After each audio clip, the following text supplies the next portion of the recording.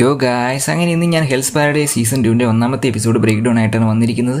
അതിനു മുമ്പായി ചാനൽ ഒന്ന് സബ്സ്ക്രൈബ് ചെയ്ത് നോട്ടിഫിക്കേഷൻ ബെൽ ഓൺ ആക്കി വെക്കാൻ ശ്രദ്ധിക്കുക. അപ്പോൾ നമുക്ക് നേരെ വീഡിയോയിലേക്ക് കിടക്കാം. എപ്പിസോഡ് സ്റ്റാർട്ട് ചെയ്യുന്നതിന് മുന്നേ ഞാൻ സീസൺ 1 ചെറിയൊരു റീക്യാപ്പ് തരാം. ഗബിമാറു എന്ന പേരുള്ള ഒരു ഡെത്ത് റോ നിഞ്ചയെ ഒരു മിസ്റ്റീരിയസ് ഐലൻഡിലേക്ക് എലിക്സർ ഓഫ് ലൈഫ് കണ്ടുപിടിക്കാനായി സഗ്രി എന്ന പേരുള്ള ഒരു എക്സിക്യൂഷനെയും കൂട്ടി പറഞ്ഞു വിടുന്നു. അവിടെ നിറയെ മോൺസ്റ്റേഴ്സും ഇല്യൂഷൻസും പിന്നെ ടെൻസൻ എന്ന് വിളിക്കുന്ന ഒരുപാട് ഇമ്മോർട്ടൽസും ഉണ്ടായിരുന്നു. ഗബിമാറുവിനെ പോലെ ഒരുപാട് ക്രിമിനൽസും അവിടെ വെച്ച് കൊല്ലപ്പെടുന്നു. പക്ഷെ തൻ്റെ വൈഫിനെ കാണണമെന്നുള്ള ആഗ്രഹത്തിൽ ഗബിമാറു അയാളുടെ താവോ അല്ലെങ്കിൽ ട്രൂ പവർ അവേക്കൺ ചെയ്യുന്നു. പക്ഷേ ഇതേ പവർ മൂലം ഗബിമാറുവിന് അയാളുടെ വൈഫിനെ കുറിച്ചുള്ള ഓർമ്മകൾ നഷ്ടപ്പെടുകയും പിന്നെ എന്ത് ചെയ്യണമെന്ന് ആലോചിച്ചിരിക്കുന്നിടത്ത് വെച്ചാണ് സീസൺ 1 അവസാനിച്ചത്. ഇനി തുടർന്ന് നമുക്ക് നോക്കാം. എപ്പിസോഡിൻ്റെ സ്റ്റാർട്ടിങ്ങിൽ ഐലൻഡിലേക്ക് പോയി 3 ദിവസത്തിന് ശേഷം അവിടുന്ന് തിരിച്ചു വന്ന യമദ ക്ലാൻ മെമ്പറായ യമദ അസൈമോൺ ജിക്ക എന്ന എക്സിക്യൂഷണറെ അയാളുടെ ക്ലാൻ മെമ്പേഴ്സ് എന്തിനാണ് തിരിച്ചു വന്നത് എന്നതിനെപ്പറ്റി ചോദിക്കുന്നു. പക്ഷേ അയാൾ പ്രത്യേകിച്ച് ഒരു സീരിയസ്നെസ്സും കൂടാതെ സംസാരിക്കുന്നു. ഷോഗൻ എനിക്ക് ഏൽപ്പിച്ച ഹൊർബ എന്ന ക്രിമിനലിനെ അസാ ചോബ എന്നൊരുത്തൻ ബോട്ടിൽ വെച്ച് തന്നെ കൊന്നുകളഞ്ഞു. അങ്ങനെ ആ മിഷൻസ് പൂർത്തിയാക്കാൻ പറ്റാത്തതിൻ്റെ വിഷമത്തിൽ ഞാൻ തിരിച്ചു പോകാൻ തീരുമാനിച്ചു. പക്ഷേ ഒഴുക്കെന്നെ കരയിലേക്ക് തള്ളിവിട്ടു. അപ്പോൾ നീ ആ ഐലൻഡിൽ എത്തിയോ എന്ന് ലീഡേഴ്സ് ചോദിച്ചപ്പോൾ എത്തി എന്നയാൾ പറഞ്ഞത് കേട്ടപ്പോൾ 60-ൽ കൂടുതൽ ആളുകൾ അവിടെ നിന്ന് മിസ്സിംഗ് ആയിട്ടുണ്ടെന്ന് അയാൾ ഓർക്കുന്നു.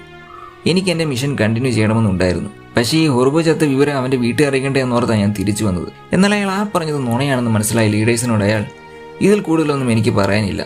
എൻ്റെ സ്ഥാനത്ത് നിങ്ങളായിരുന്നെങ്കിലും ആ ഐലൻഡിൽ നിന്നും തിരിച്ചു വന്നേനെ.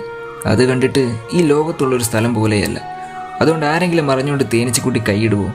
അപ്പോൾ ഷോഗനേഴ്സിനെ അവൻ അപമാനിക്കുകയാണോ എന്ന് ചോദിച്ചപ്പോൾ അയാൾ വീണ്ടും സംസാരിക്കാൻ തുടങ്ങവേ അയാളെ തടഞ്ഞുകൊണ്ട് മറ്റൊരു യമദ ക്ലാൻ മെമ്പർ അയാളുടെ ഈ സംസാരത്തിന് അവരോട് ക്ഷമ ചോദിക്കുന്നു.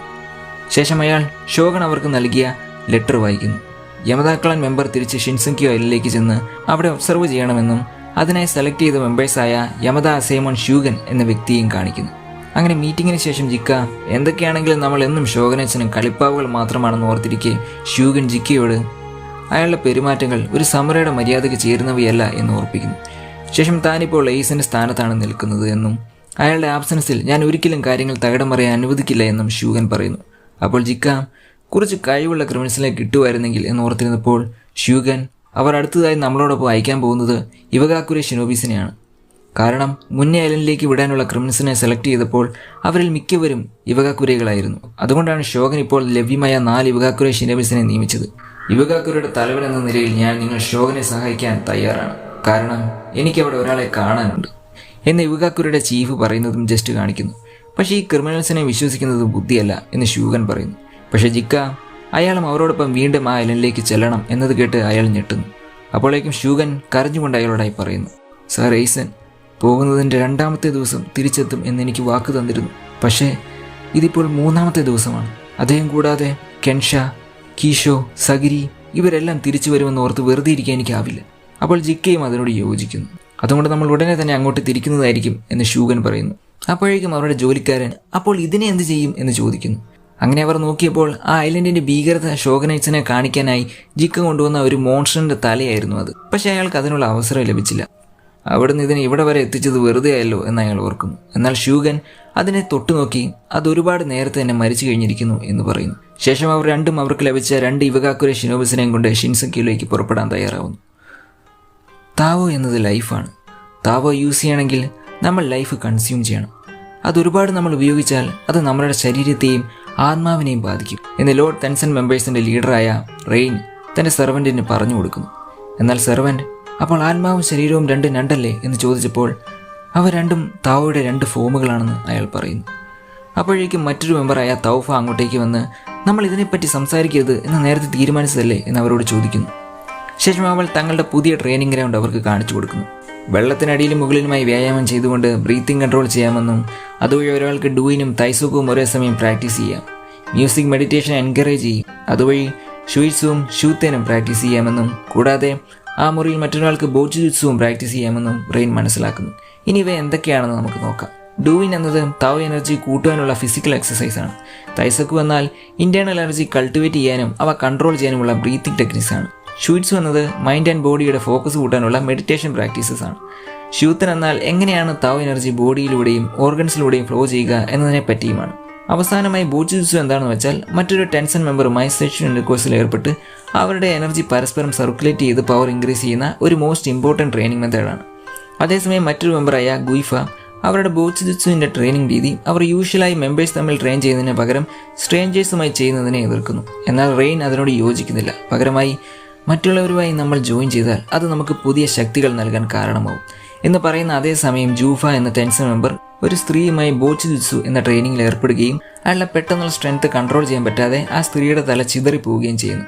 അതേസമയം ട്രെയിനിങ് കഴിഞ്ഞു വന്ന അയാൾക്ക് തൗഫ മ്യൂതൻ എന്ന മറ്റൊരു മെമ്പർ ക്രിയേറ്റ് ചെയ്ത ടാൻ എന്ന ഡ്രിങ്ക് നൽകുന്നു. അതൊരു കൂട്ടം മോൺസ്റ്റേഴ്സിന്റെ തല പിഴിഞ്ഞെടുത്ത ഒരു തരം ഡ്രിങ്ക് ആയിരുന്നു. എന്നാൽ തൗഫ അത് അയാൾക്ക് കൊടുക്കാൻ നേരം ആ ഡ്രിങ്ക് ഗ്ലോ ചെയ്യാൻ സഹായിക്കുന്ന ഒന്ന് അതിൽ ഇട്ടിട്ടില്ലല്ലോ എന്ന് പറഞ്ഞ് ഷൂജൻ എന്ന മറ്റൊരു മെമ്പറിനോട് അതെവിടെ പോയി എന്ന് ചോദിക്കുന്നു. അപ്പോൾ അവർ തനിക്കത് അറിയില്ല എന്ന് പറയുന്നു. അതേസമയം അവിടുന്ന് കട്ട് ചെയ്ത് ടെൻസന്റെ കാസ്റ്റിൽ നിൽക്കുന്ന സഗിരിയും ബാക്കിയുള്ളവരെയും കാണിക്കുന്നു. സഗിരി അവിടെ അധികം നേരം നിൽക്കുന്നത് അപകടമാണെന്ന് പറയുന്നു. അതേസമയം അവർ അവരുടെ ഡ്രസ്സെല്ലാം മുമ്പേ നടന്ന ഫൈറ്റിൽ ചീത്തയായി പോയതിനാൽ അതെല്ലാം മാറ്റിയിരുന്നു. അപ്പോൾ സഗിരി നിങ്ങളെ കണ്ടാൽ ഇപ്പോൾ ഏതുതരം ആൾക്കാരാണെന്നും തിരിച്ചറിയാൻ സാധിക്കില്ല എന്ന് പറയുന്നു. പക്ഷേ അവരതിന് അത്ര കാര്യമാക്കുന്നില്ല. അതേസമയം സഗിരി അവരുടെ ഗോൾ ഇപ്പോൾ ഗെബിമാറുവിനെയും മെയ്സാനെയും കണ്ടുപിടിക്കുക എന്നതാണെന്ന് പറയുന്നു. ഗെബിമാറുവിൻ്റെ ലക്ഷ്യം ദ എലിക്സർ ഓഫ് ലൈഫ് ആയതിനാൽ അത് തേടി അയാൾ എന്തായാലും ഇങ്ങോട്ടേക്ക് വരും. അതുകൊണ്ട് നമുക്കവരെ ഗേറ്റിംഗിൽ വെച്ച് മീറ്റ് ചെയ്യാൻ സാധിക്കുമെന്ന് അവൾ പറയുന്നു. എന്നാൽ യൂസ്രിക അവരെ കണ്ടെത്തി നമ്മുടെ മിഷൻ പൂർത്തിയാക്കുന്നതിൽ നല്ലത് ഉള്ള ജീവനും കൊണ്ട് ഇവിടുന്ന് രക്ഷപ്പെടുന്നതാ എന്ന് പറഞ്ഞെങ്കിലും സഗിരി അവളുടെ തീരുമാനത്തിൽ തന്നെ ഉറച്ചു നിൽക്കുന്നു. എന്നാൽ യൂസ്രിക താനത് അവളുടെ സേഫ്റ്റിക്ക് വേണ്ടിയാണ് എന്ന് പറഞ്ഞ് തീർക്കാൻ ഒരുങ്ങവേ നീ ഇത് നിന്റെ സ്വന്തം ആവശ്യത്തിന് വേണ്ടിയല്ലേ ചെയ്യുന്നത് യൂസ്രിക എന്ന് സഗിരി ചോദിക്കുന്നു. കാരണം ഇവിടെ എലിക്സറോ അങ്ങനെ മറ്റൊന്നുമേ തന്നെ ഇല്ല എന്ന് മനസ്സിലാക്കി അപ്പം തൊട്ടേ ഇവിടുന്ന് രക്ഷപ്പെടണമെന്നായിരുന്നു നിന്റെ പദ്ധതി.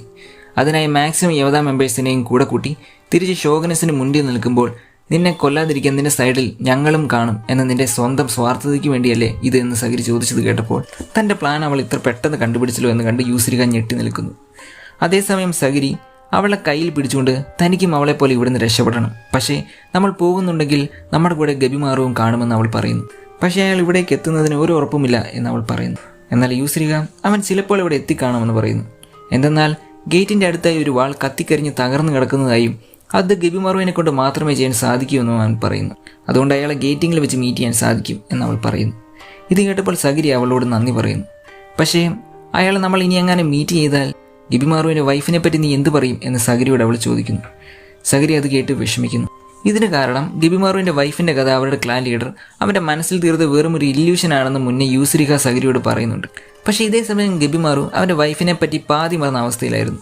അങ്ങനെ താൻ എന്താണ് ശരിക്കും ഇവിടെ ചെയ്യുന്നതെന്ന് ആലോചിച്ച് അവിടെ നിന്ന് കാസ്റ്റിൽ തേടി പോകുന്ന വഴി പെട്ടെന്ന് അസാ ചോബെ അവൻ്റെ ഫ്രണ്ടിൽ വന്ന് നിൽക്കുന്നു.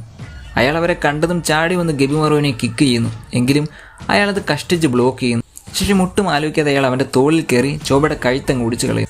അവർ അയാൾ മരിച്ചെന്ന് കരുതിയെങ്കിലും മെയ് അവനോട് അയാളുടെ താവ എനർജി വളരെ കൂടുതലാണെന്ന് പറയുന്നു. ശേഷം ചോബെ ചാടി എണീറ്റ് ഗബിമാറുവിൻ്റെ കാലെ വരി നിലത്തടിക്കുന്നു. എന്നാൽ തമിയ അയാൾ കഴുത്തൊടിഞ്ഞതല്ലേ എന്ന് ആശ്ചര്യപ്പെട്ടെങ്കിലും ഫൂച്ചി അതയാൾ ഹീൽ ചെയ്തു എന്ന് പറയുന്നു. അപ്പോൾ ബോധം വന്ന ഗബിമാറു ഇനി ഇവനാണോ ഇന്നലെ ഇവർ സംസാരിച്ച ഈ ഐലൻഡ് റൂൾ ചെയ്യുന്ന ഇമ്മോർട്ടൽ മോൺസ്റ്റർ എന്ന് അയാൾക്ക് ഡൗട്ട് ഉണ്ടാവുന്നു. അങ്ങനെയാണെങ്കിൽ ഇവനെ തോൽപ്പിച്ച് ഇവൻ്റെ അടുത്ത് നിന്ന് തന്നെ ഇൻഫർമേഷൻ എടുക്കാം എന്ന് അയാൾ തീരുമാനിച്ച് ഗബിമാറു അയാളെ കിക്ക് ചെയ്തെങ്കിലും അത് അയാൾ തൻ്റെ കൈകൊണ്ട് തടുക്കുന്നു. ശേഷം പിന്നെയും അയാളെ കാലെ വരി നിലത്തടിക്കുന്നു. അങ്ങനെ ചോബെ നിനക്ക് ഇനിയും വേണോ എന്ന് ചോദിച്ചപ്പോൾ ഗബിമാറു ചിരിക്കുന്നു. എന്തിനാടാ നീ ചിരിക്കുന്നത്? ചില്ലറ അഹങ്കാരമൊന്നും അല്ലല്ലോ നിനക്ക് എന്ന് ചോദിച്ചത് കേട്ടപ്പോൾ എനിക്ക് നിന്നെ ഞാൻ സാധാരണ എല്ലാവരും തീർക്കുന്നത് പോലെ തീർക്കണമല്ലോ എന്ന് ഓർത്ത് ചിരിച്ചതാ എന്ന് പറയുന്നു. ശരി, ഇനി വേറെ ഡയലോഗൊന്നുമില്ല, നിൻപോ ബ്ലൂമിങ് നീഡിൽ എന്ന് പറഞ്ഞ ഗബിമാറു ഒരു കല്ലെടുത്ത് അയാളുടെ തലയ്ക്ക് നേരെ എറിയുന്നു. അങ്ങനെ ചോബയുടെ തല ടാർഗറ്റാക്കി അയാൾ അറ്റാക്ക് തുടങ്ങുന്നു. ശേഷം അയാളുടെ കണ്ണും ചൂഴ്ന്നെടുക്കുന്നു. ചിലപ്പോൾ എനിമീസിൻ്റെ സെൻസസും നശിപ്പിക്കുന്നത് അവരുടെ മരണത്തിലേക്ക് നയിക്കും എന്ന് ഗബിമാറു ഓർക്കുന്നു. അതേസമയം തന്നെ ചോബെ അവനെ ചവിട്ടി വീഴ്ത്തുന്നു. ശേഷം അവർ തമ്മിൽ കിടിലും ഒരു ഫൈറ്റ് തന്നെ നടക്കുന്നു. അപ്പോൾ തമിയ ഗബിമാറു അയാളുടെ വൈറ്റൽ പോയിന്റ്സിൽ തന്നെയാണ് ഫോക്കസ് ചെയ്യുന്നത് എന്ന് കാണുന്നു. എന്നാൽ ഫൂച്ചി അവരുടെ ഈ ബ്രൂട്ടലായി ഫൈറ്റ് കണ്ടിട്ട് രണ്ട് ബീസ്റ്റുകൾ തമ്മിൽ കടി കൂടുന്നത് പോലെയുണ്ടെന്ന് പറയും. അതേസമയം തന്നെ എത്ര ഫൈറ്റ് ചെയ്തിട്ടും ഹീലാവുന്ന ചോബയെ നോക്കി ഗബിമാറു ഓപ്പോണൻ്റ് എത്ര പവർഫുൾ ആയാലും അയാൾ വീഴുന്നിടം വരെ ഫൈറ്റ് ചെയ്യണം, അതാണ് ഇവകക്കുരേസിൻ്റെ രീതി. അതേസമയം ഫുള്ളി ഹീലായ ചോബെ നിന്നെക്കൊണ്ട് ഇത്രേ പറ്റുള്ളൂ എന്ന് ചോദിച്ച് അയാൾ കാലെടുത്ത് നിലത്തേക്ക് ചവിട്ടിയതും ആ ലാൻഡ് മുഴുവൻ ഇടിഞ്ഞു വീഴുന്നു. ഇതിനു മുന്നേ നിന്നെ ഞാൻ കണ്ടപ്പോൾ നീ പവർഫുൾ ആയിരിക്കുമെന്നാണ് ഞാൻ കരുതിയത്. അതൊന്നുകൂടി അറിയാനായിട്ടാ നിൻ്റെ കയ്യിൽ നിന്ന് ഞാൻ കുറച്ചടി വാങ്ങിയത്. പക്ഷേ സത്യം പറയാലോ നീ വളരെ വീക്കാണ് എന്ന് പറഞ്ഞ് ചോബെ ആ ഫൈറ്റ് ഡോമിനേറ്റ് ചെയ്യുന്നു. ഇതേസമയം തമിയ അയാൾ ഇന്നലെ ഇതിനും സ്ട്രോങ്ങർ ആയിരുന്നു, ഇനി ബോധം പോയ ആൾക്കാരുടെ ശക്തി കുറയുമോ എന്ന് ആശ്ചര്യപ്പെട്ടപ്പോൾ മെയ് ഗബിമാറുവിൻ്റെ താവോയിൽ എന്തോ കുഴപ്പമുണ്ടെന്ന് പറയുന്നു. അപ്പോൾ ഗബിമാറുവിൻ്റെ ഉള്ളിൽ വീണ്ടും അവൻ്റെ വൈഫിൻ്റെ ഹാഫ് മെമ്മറീസ് വന്നു പോകുന്നു. അതേസമയം മെയ് സ്ട്രോങ്ങും വീക്കും രണ്ടും ഒരുപോലെ ഇമ്പോർട്ടൻ്റ് ആണ്. വീക്കാണ് സ്ട്രോങ്ങിലേക്കുള്ള സീഡ്. ഗബിമാറുവിൻ്റെ ഉള്ളിൽ ഇപ്പോൾ ആ സീഡില്ല, അതിനാൽ അയാൾ സ്ട്രോങ്ങുമല്ല എന്ന് മെയ് പറയുന്നു. അതേസമയം എന്തോ തനിക്ക് നഷ്ടപ്പെട്ടിരിക്കുന്നു എന്ന് ഗബിമാറു തിരിച്ചറിയുന്നു. ശേഷം അവരുടെ ഫൈറ്റ് തുടരുന്നു. അതേസമയം തന്നെ ചോബെ, തോമ വെറുതെ നോക്കി നിൽക്കാതെ ബാക്കിയുള്ളവരെ പോയി തീർക്ക്, ശരി ജ്യേഷ്ഠ എന്ന് പറഞ്ഞ അയാൾ ബാക്കിയുള്ളവരുടെ അടുത്തേക്ക് ഫൈറ്റിനായി പോകുന്നു. എന്നാൽ അതേസമയം ഫൂച്ചി അയാൾ എന്തിനാ ജ്യേഷ്ഠ എന്ന് അവനെ വിളിച്ചത് എന്ന് കണ്ട് അത്ഭുതപ്പെടുന്നു. അതേസമയം തോമ ആ ഒറ്റയ്ക്കുള്ള ആളുമായി ആദ്യം ഫൈറ്റ് ചെയ്യാം, അയാളുടെ കട്ടിയുള്ള മസിൽസ് മുറിക്കാൻ പാടാണെങ്കിലും ഞാൻ അതിനെ വെട്ടി 2 തുണ്ടമാക്കും എന്ന് കരുതി അങ്ങോട്ടേക്ക് കയറിക്കൊടുത്ത അവൻ്റെ കട്ടാന തമ്മിയ തൻ്റെ ഒറ്റ കൈകൊണ്ട് തന്നെ തടഞ്ഞു പിടിക്കുന്നു. എന്തിനാടാ നീ ആദ്യം എൻ്റെ അടുത്തേക്ക് തന്നെ വന്നത്? ഞാൻ ഒറ്റ കൈനായതുകൊണ്ടാണോ? അതോ എന്നെ കൊല്ലാൻ എളുപ്പമാണെന്ന് നീ കരുതിയോ? ശേഷം അയാൾ അവനെ തൻ്റെ ഇടത് കൈയിലെ ഹുക്ക് കൊണ്ട് കൊളുത്തി ചേർത്ത് പിടിച്ച ശേഷം, നീ ആരോടാണ് കളിക്കുന്നതെന്ന് ഓർമ്മ വേണം, മനസ്സിലായടാ ചെറുക്ക എന്ന് പറഞ്ഞ അയാൾ തൻ്റെ തല കൊണ്ട് അവനെ അടിച്ചു വീഴ്ത്തുന്നു. എനിക്ക് നിന്നെ കൊല്ലാൻ എൻ്റെ സോഡിൻ്റെ ആവശ്യം പോലുമില്ല. അതേസമയം അയാളെ തടയാൻ ശ്രമിച്ചുകൊണ്ട് ഫൂച്ചി, ഒന്ന് വെയിറ്റ് ചെയ്യൂ ബ്ലേഡ് ഡ്രാഗൻ, ഇതിൻ്റെ ഇടയിൽ വേറെ എന്തൊക്കെയോ നടക്കുന്നുണ്ട്. എന്നിരുന്നാലും അയാളൊരു യമതാക്കള മെമ്പറാണ്, മിണ്ടരുത്, എന്നെ അപമാനിക്കുന്നത് ആര് തന്നെയായാലും അവൻ്റെ നട്ടിൽ ഞാൻ പിഴുതെടുക്കും എന്ന് തമിയ പറയുന്നു. എന്നാൽ തോമ അയാളുടെ ഗുഡ് റിഫ്ലക്സിനെ മുതലെടുത്തുകൊണ്ട് അറ്റാക്ക് ചെയ്യാമെന്ന് വിചാരിച്ചെങ്കിലും അയാളുടെ സോഡിനെ ചവിട്ടി പിടിച്ചുകൊണ്ട് തമിയ വീണ്ടും അയാളെ അടിക്കുന്നു. നിനക്ക് ആവശ്യത്തിന് കഴിവുണ്ട്, എന്നാലും നീ ഇനി ഒരുപാട് വളരാനുണ്ട്. പക്ഷെ നിന്റെ ഈ സുന്ദരമായ മുഖം കണ്ടാലേ അറിയാം നീ എല്ലാ ഫൈറ്റിലും നിന്റെ ചേട്ടനെ പറഞ്ഞുവിട്ട് പുറകിൽ ഒളിച്ചിരിക്കുകയാണെന്ന്. ഞങ്ങളുടെ കൂടെ ചേരുന്നതായിരുന്നു നല്ലതെന്ന് നിനക്കിപ്പോൾ തോന്നുന്നുണ്ടോ എന്നയാൾ ചോദിച്ചപ്പോൾ തോമ, എൻ്റെ ചേട്ടൻ ഒറ്റയ്ക്ക് ഫൈറ്റ് ചെയ്യുന്നതാണ് ഇഷ്ടം, അതുകൊണ്ട് എനിക്കും അതാ ഇഷ്ടം. അതുമാത്രമല്ല, എനിക്ക് ആളുകൾ ഒരുമിച്ച് കൂട്ടുന്നതിനോട് ഒരു താല്പര്യമില്ല. പണ്ട് ഞങ്ങൾ നയിച്ച കൊള്ളസംഘങ്ങളെപ്പോലും ഒരു ഗ്രൂപ്പായി ഞാൻ കണ്ടിരുന്നില്ല. ഞങ്ങൾക്ക് ഞങ്ങൾ 2 പേർ മാത്രം മതി എന്നവൻ പറയുന്നു. അത് കേട്ട് തമിയ, അങ്ങനെ നോക്കിയാലും നിങ്ങൾ 2 പേർ ഗ്രൂപ്പല്ലടാ എന്ന് ചോദിച്ചപ്പോൾ, ഞാൻ എൻ്റെ ചേട്ടൻ്റെ പാതിയാണെന്ന് അവൻ പറയുന്നു. അതേസമയം അവൻ തൻ്റെ സോഡിൻ്റെ ഗ്രിപ്പ് മാറ്റിയത് അയാൾ ശ്രദ്ധിക്കുന്നു. അതുമൂലം അവൻ്റെ സോഡിൻ്റെ സെൻറ്റർ ഓഫ് ഗ്രാവിറ്റി അവൻ അഡ്ജസ്റ്റ് ചെയ്യാം. ഇതെല്ലാം ഇത്ര പെട്ടെന്ന് ഇവൻ ഇമ്പ്രൂവ് ചെയ്യുമെന്ന് അയാൾ ഓർത്തിരുന്നില്ല. ഒപ്പം അയാൾ ഒരുത്തൻ്റെ പകുതിയാണ് നീ എന്നൊക്കെ പറയുന്നത് മണ്ടത്തരമല്ലേ എന്ന് ചോദിച്ചപ്പോൾ, എന്താണ് മണ്ടത്തരം, എന്താണ് ശരിയെന്നൊക്കെ എൻ്റെ ചേട്ടൻ തീരുമാനിക്കും, മനസ്സിലായടാ കിളവ. ശേഷം അവരുടെ കൂടെയുള്ള ദോഷി എന്ന അയാളോട് ബാക്കിയുള്ള 2 പേരെ തീർക്കാൻ തോമ പറയുന്നു. അപ്പോൾ തന്നെ ഫൂച്ചി മെയ്യോട് കുറച്ച് നീങ്ങി നിൽക്കാൻ പറഞ്ഞ ശേഷം അയാൾ തൻ്റെ വാളെടുത്ത് ഫൈറ്റിന് ഒരുക്കുന്നു. അതേസമയം ചോബയും ഗബിമാറും തമ്മിലുള്ള ഫൈറ്റ് പുരോഗമിക്കുന്നു. ഇവൻ കുറച്ച് ടഫാണെങ്കിലും തനിക്ക് അവനെ തീർക്കാൻ സാധിക്കുമെന്ന് ചോബ മനസ്സിലാക്കുന്നു. തൻ്റെ താവ് ഉള്ളതുകൊണ്ട് ആ നിഞ്ചയുടെ മൂവ്മെൻറ്റ്സ് മനസ്സിലാക്കാനും ശേഷം തൻ്റെ ബോഡി റീജനറേറ്റ് ചെയ്യാനും തനിക്ക് സാധിക്കും. കൂടാതെ ദോഷി അവരോട് പറഞ്ഞ നിന്റെ താവ് വളരെ പവർഫുൾ ആണെന്നും സാധാരണ ആളുകൾ അതിൽപ്പെട്ട് വിഴുങ്ങിപ്പോറാണ് പതിവെന്നും പക്ഷേ ചോബ ഡിഫറൻ്റ് ആണെന്നും അയാൾ പറഞ്ഞത് അവൻ ഓർക്കുന്നു. ശേഷം തൻ്റെ ഈ സ്പെഷ്യൽ പവർ കൊണ്ട് അയാൾ ഗബിമാറുവിനെ തലക്കടിച്ച് വീഴ്ത്തുന്നു. അതേസമയം ഗബിമാറു ഇവൻ ശരിക്കും സ്ട്രോങ് ആണെന്ന് മനസ്സിലാക്കുന്നു. അതേസമയം തനിക്ക് ഫോക്കസ് ചെയ്യാൻ കഴിയത്തിടത്തോളം തനിക്കൊന്നും ചെയ്യാൻ സാധിക്കില്ല എന്ന് മനസ്സിലാക്കി അയാൾ ഹോളോ ആയി മാറുന്നു. ശേഷം തൻ്റെ മാസ്റ്റർ അയാളെ പഠിപ്പിച്ചത് അവൻ ഓർക്കുന്നു. ഒരു നിഞ്ച ഒരിക്കലും അത്ര പെട്ടെന്ന് മരിക്കരുത്. ഇനി മരണത്തിൻ്റെ വക്കിലാണെങ്കിലും അവൻ അവൻ്റെ കഴിവിൻ്റെ പരമാവധി എനിമിയെ പരിക്കേൽപ്പിച്ചിരിക്കും. അങ്ങനെ ഗബിമാറു തൻ്റെ ഹോളോ പവർ യൂസ് ചെയ്ത് അവനെ മൾട്ടിപ്പിൾ അറ്റാക്ക് നൽകുന്നു. അങ്ങനെ ഗബിമാറു തൻ്റെ ലൈഫ് സാക്രിഫൈസ് ചെയ്ത് അവനെ റീജനറേറ്റ് ചെയ്യാനാവാത്ത വിധം ബേൺ ചെയ്യിക്കുന്നു. ശേഷം അവനോടായി പറയുന്നു, എനിക്കിതിനെപ്പറ്റി ഒരു ഓർമ്മയുമില്ല. ഷിനോബികൾ ഓപ്പറേറ്റ് ചെയ്യുന്നത് ഗ്രൂപ്പായിട്ടായിരിക്കും, അതുകൊണ്ട് ഒരു ഇൻഡിവിജ്വലിന് അതിലൊരു സ്ഥാനവുമില്ല. എനിക്കിനി ഒന്നും നഷ്ടപ്പെടാനുമില്ല. പക്ഷെ നീ അങ്ങനെയല്ല. ഇത് കേട്ട് ചോബ ഞെട്ടുന്നു.